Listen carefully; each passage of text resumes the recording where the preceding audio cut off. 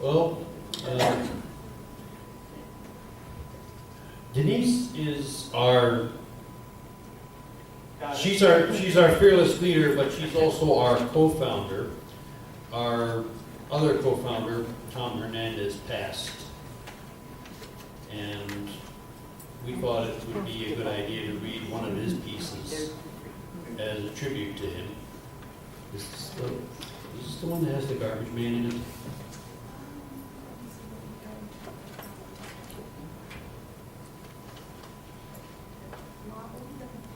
Holly should read that. You want to read the Holly, flower? that's nicely. Okay. And it's also got jumbled. Okay. Close enough. We can read a couple of times. Yeah. I'm Let's gonna- definitely do the flower.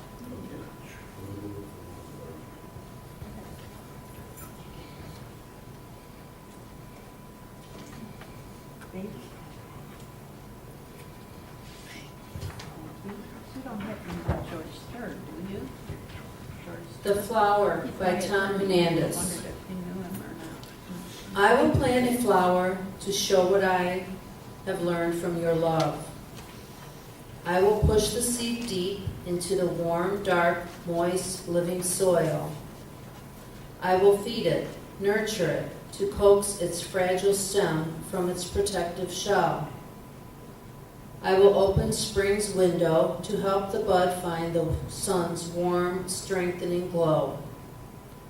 I will muddy my knees to remove all that would choke its growth. I will gently pluck away the brown curled petals to let out the new. I will do everything I can to help this flower find and show its sweet, colorful glory. I will sing only of its beauty, hiding my dirty hands and never blocking its sunlight. I will cherish this flower, then give it to you, a treasure from my heart to yours. I will, for I have learned that words alone can't bring and sustain life, but only love.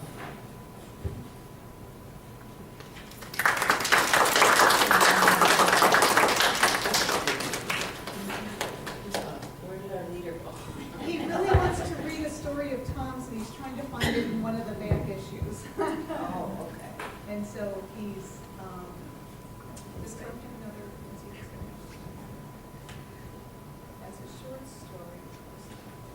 He does have another one, but I don't know if it's a poem.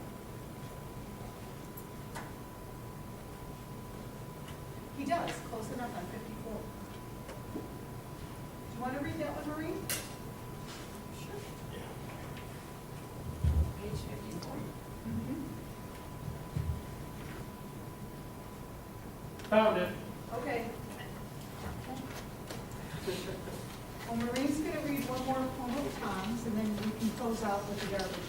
All right.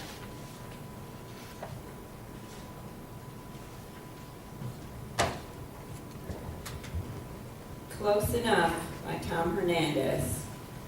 Yes, Lord, I hear you calling me to the foot of your cross. I love you.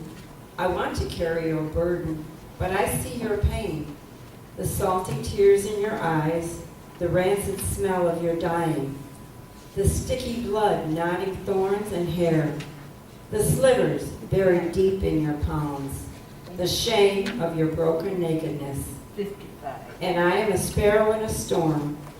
Yes, my child, I know your fear. It bows my back and stills my spirit. Yet, where else but at the foot of my cross can you be close enough to feel the soulless metal that stole my life, to see the gnarled wood through my wounds, to kneel in the dirt, moist with my sweat and tears and blood, to know truly, finally, what I did for you? Where else but here, at the heel of my suffering, are you close enough for me to touch and hold you and whisper so softly that only your heart will hear, I love you.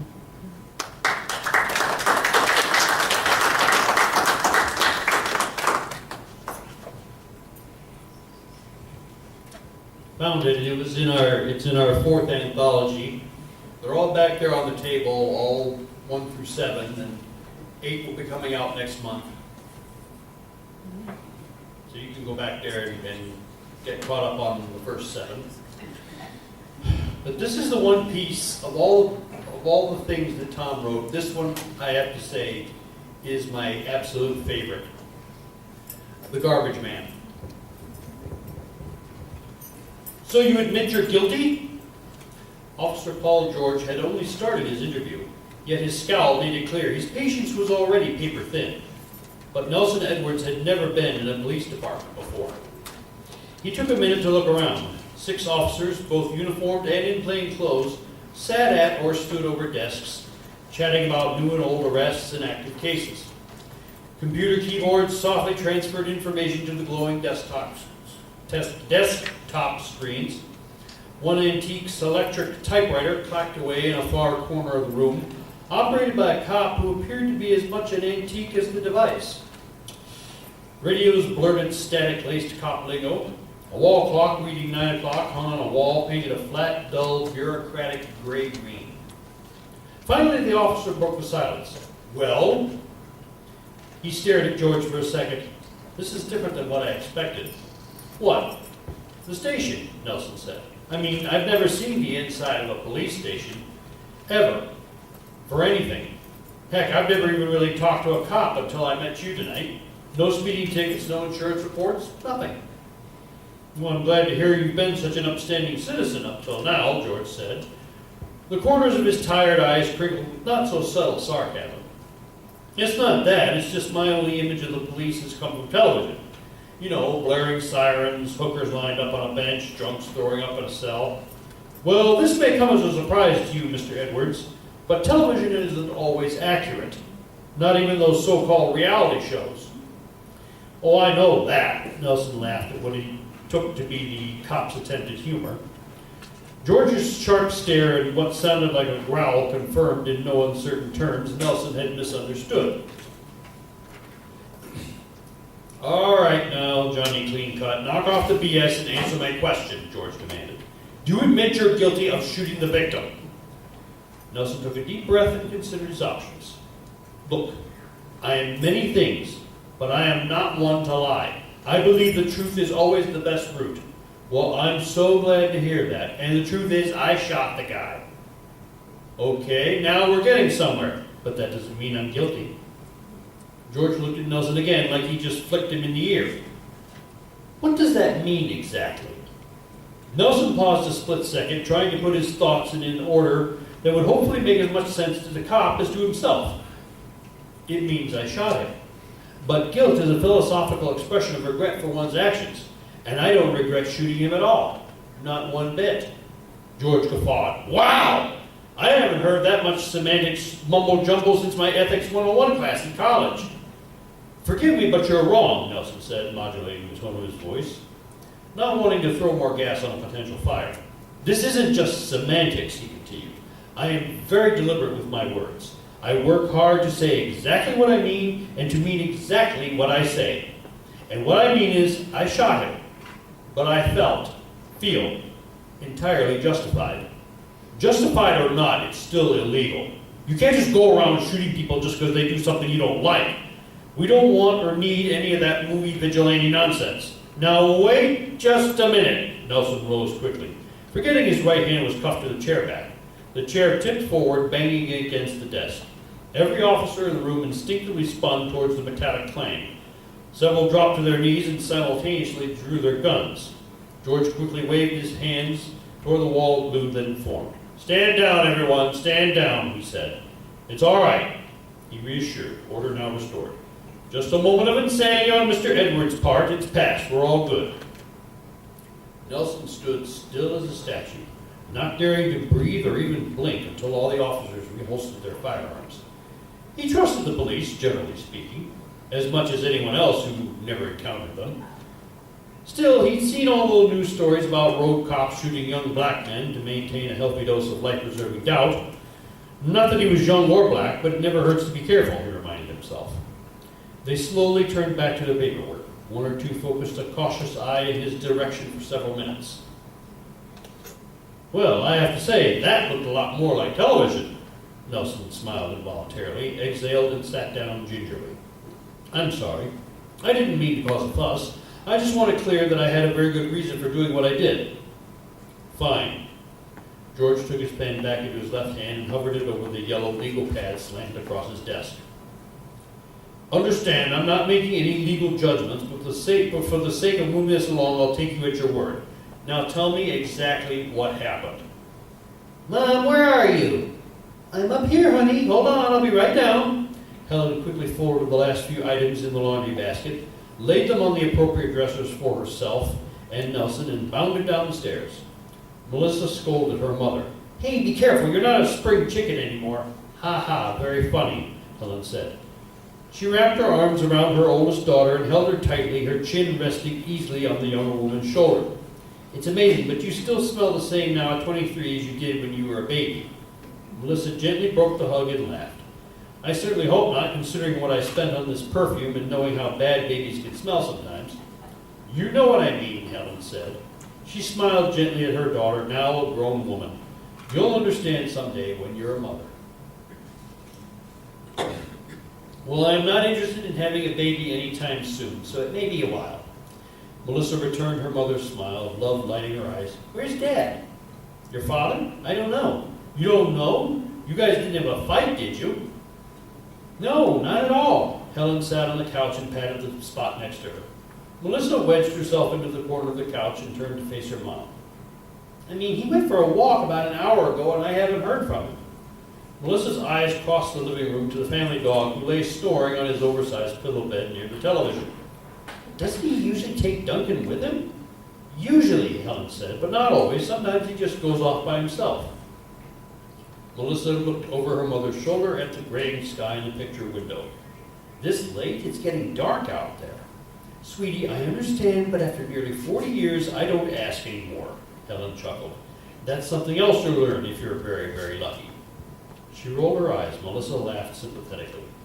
She understood her father's idiosyncrasies well enough to know why her mother sometimes opted for blissful ignorance. Seriously, I'm not concerned. Your dad just needs some time and room to burn off whatever fog is in his head, Helen said. He's a good man and he's earned that much. The only thing that bothers me is sometimes he seems more upset when he comes back. Well, that and his outfit. His outfit? Yes. Once in a while, especially when he goes out later in the day like this, he wears his black sweatshirt and sweatpants. I'm always worried that he's going to get hit by a car crossing the street or walking down that path through the park. You know how dark it gets in there under those trees. I've told him to wear something easier for people to see, but you know your father, you can't tell him anything. Officer George raised his pen above his yellow legal pad, already graffitied with indecipherable notes. Okay, start from the beginning. Nelson's eyes fell to the pad and rose again to George's face. What is it, Mr. Edwards? Well, are you going to write down my statement as opposed to typing it, I mean? George's forehead wrinkled with confusion. What? Not to cast aspersions, Nelson said. I mean, my handwriting is atrocious too. It's so bad that sometimes I can't read what I wrote later, and I just want to make sure you get this right. Listen, Mr. Edwards, George said. Not a sliver of patience offered or even hinted. Not that it makes any difference to you, but I am not a great typist. I write now, type later. I'm kind of old school that way. Plus, you will get a chance to review everything before I ever put fingers on the keyboard. I have been a police officer for over 24 years now, and every single second of my 24 years of experience is strongly suggesting you focus a little more on what you're going to say and a little less on how I am going to write it down. The cop made a show of gently laying the offending pen on the notepad. Then he turned slightly from Nelson, took a handkerchief from his back pocket, and wiped a speck of spittle from the corner of his lips. He turned back and raised the pen. Again, his now clean lips smiling. Can we do this now? Nelson lowered his head and laughed a little to himself. Yes, sir. There's really not much to tell. A couple of nights ago, I went to the park near my house to take a walk as I do every night. And there was garbage all over the path, in the bushes, and flower beds everywhere, just like every night. Dirty paper plates, styrofoam takeout boxes, fast food bags, and cups, and not always empty either. Plastic water bottles, beer cans, and booze bottles in the grass. Broken glass on the sidewalks where kids walk to the elementary school. The elementary school, for goodness sakes. Nelson shook his head. George cut him off. And what? This made you mad enough to go back tonight and shoot someone? Well, not exactly. Well, what exactly? George pressed. The garbage made me mad, sure, but so did the fact that I called the city 7 times and asked them to either come clean it up or have the police do a better job patrolling the park. Nelson quickly caught himself. Present company excluded, of course. Of course. No, what really made me mad, and not just this time, but every night for weeks, months, heck, the last couple of years since I've started walking each night, is that there are garbage cans every 200 or 300 yards along the path. Nelson started to rise again, but he quickly checked the impulse as the other officers pivoted towards his voice. George took up Nelson's story. So, you put on dark clothes, hid in the underbrush along the path, waited there until someone came along and littered, and you shot him? Is that it? Nelson paused. The words sounded silly coming out of the cop's mouth, frivolous. But Nelson knew to the core of his being that he was right, no matter how ridiculous things appeared. Right, he said simply. Fine, George exhaled as if he'd won a battle. Nelson looked back at the clock on the wall. He couldn't believe he'd been there an hour already. No, Nelson said, not even bothering to try to contain his contempt now. I shot him because he has no respect. Not for the law or the environment or for society. Not for our community and the neighborhood we all share. Most of all for anyone else. They're selfish and lazy. Pigs, every one of them. They think the world is theirs and they're the only ones in it. George stared at Edwards, waiting for him to say something he could legally explain, if not outright defend. I mean, there's so much ugliness in the world. People hurting their kids and their spouses, bullying everywhere, politicians dividing us so they can conquer each other, religious hypocrites hating and rejecting anyone who dares to believe something different from them, Nelson explained. I get all that, but no buts! No more buts! Nelson slammed his free hand on George's desk. He took a breath, struggling again to contain his temper. Handcuffs and police officers and guns and jail cells be damned. I mean, it's not that hard. Put your GD trash in the cans. Is that so much to ask? Look, most of the time I simply pick up what I can and throw it away, Nelson said, somewhat sheepishly.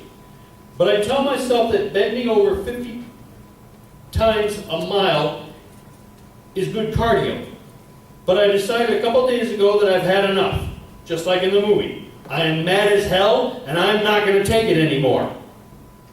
George stared at Nelson. What are you talking about? Network, Nelson said. The classic film? You've never seen it? Sorry, George said. No. Nelson shook his head and continued. Look, I'm a simple guy. I don't ask for much. I try to be a good neighbor. I help at church. I don't live high off the hog. My wife and I were not flashy. We have a nice little house that we built into a home first for us, then for our kids, now for our grandkids. Oh, you have grandchildren? Not yet, but maybe someday. And when we do, guys like me, we just want to be able to enjoy whatever time we have left in a world that doesn't laugh at us or spit in our faces. Officer George reflectively reached for his handkerchief again, but Nelson waved him off. No, you're fine. I wasn't talking about you. I'm talking about the guy I shot and everyone like him. So did you know this person? No. But why does that even matter? He's the same as all the rest of these jerks who can't even take the time to give 2 craps about anyone else. I don't know him, same as he doesn't know me. But we shouldn't have to know someone to care for them, to respect their place in the world. We all share a little bit of space in this world, yet he has no problem violating that space, which for a guy like me is sacred. I just want a place in my tiny little corner that's safe and clean and quiet. Someplace I could go to get away from all the other crap in the world today without having to step over piles of garbage. Nelson slumped back into the chair. As usual, the relief of honesty made him feel palpably lighter. Officer George scribbled furiously, fighting to capture every word of Nelson's statement. Finally, he stopped writing and stared at the page. After what seemed like minutes of silence, he looked up at the captive culprit. Mr. Edwards, no one will ever mistake me for one of those left-wing tree hugger types. but I do enjoy the outdoors every now and again, so I understand your frustration with litter. No, sir, not with litter, with the litter bugs. Nelson purposely lowered his voice. Right. The cop dutifully wrote B-U-G-S in the margin of his notepad, then pointed at the page. Got it. Litter bugs. Either way, like I said before, you can't just go around shooting people who do things you don't like. Nelson sensed the hammer was about to fall. He stared into his lap. I get where you're coming from, George continued, but I have to charge you with something. Like what? Nelson asked, hoping he wouldn't spend too much time behind bars. All things considered, and especially since the guy wasn't really hurt, we're probably looking at a misdemeanor of some kind. Nelson took a breath, one part relief, one part confusion, one part suspicion. Just a misdemeanor? What's the penalty? Depends. Judge's discretion. Could be a $500 fine, could be community service. Community service? Like what? Usually picking up trash, George said. It was his turn to stifle a laugh. You're just lucky it was only a paintball gun. No, he's lucky it was just a paintball gun, Nelson snapped, then quickly caught himself. Well, of course it was just a paintball gun. I may be mad, but I'm not crazy. I didn't want to hurt anyone. I just wanted to teach someone a lesson. He's lucky I didn't paint a big LD on his chest. Once again, George offered only a blank stare. Like in the Scarlet Letter, Nelson prodded. Hester Prynne, Reverend Arthur Dimmesdale. Come on, really? You must know the Scarlet Letter. Where did you go to school anyway? George cocked his right eyebrow. Mr. Edwards, please don't push your luck. No, sir. I mean, yes, sir. Nelson looked back at the wall clock. Another 30 minutes had evaporated. He realized he hadn't called his wife. Officer George started filing a form on his computer. Sir, I never did get my one phone call. Officer George nodded towards his desk phone, the eyes locked on the screen as two fingers hunted and pecked on the keyboard. Feel free, he said. Sir, I can't reach... Nelson rattled his cuffed right hand. You're pushing again, Mr. Edwards. Helen answered the chiming phone. Nelson? Honey, where are you? Melissa is here. She's been waiting for you ever since after you just left. We thought maybe you got lost. You are getting older, you know. She looked at her daughter and smiled at her guide, and started to roll her eyes again. Her eyes suddenly stopped mid-roll. What? Where? The police station, Helen said. What's wrong, Mom? Is Dad okay? Helen shook her head and held up a finger to Melissa. What in the world? What did you do? Nelson gripped the receiver with his free left hand. He looked at Officer George, still slowly completing on his report. He debated for a second on how to answer. He wanted to be honest, but not alarm her. Just then, another officer escorted a tall, 20-something man across the other end of the office towards the holding pen. The young man was a rainbow of blue and green and pink and red and orange and yellow quarter and $half size splotches, some still dripping down his grimy shirt and torn jeans. Nelson caught the man's eye and glowered at him until the cell door clicked shut. Let's just say I was taking out the trash.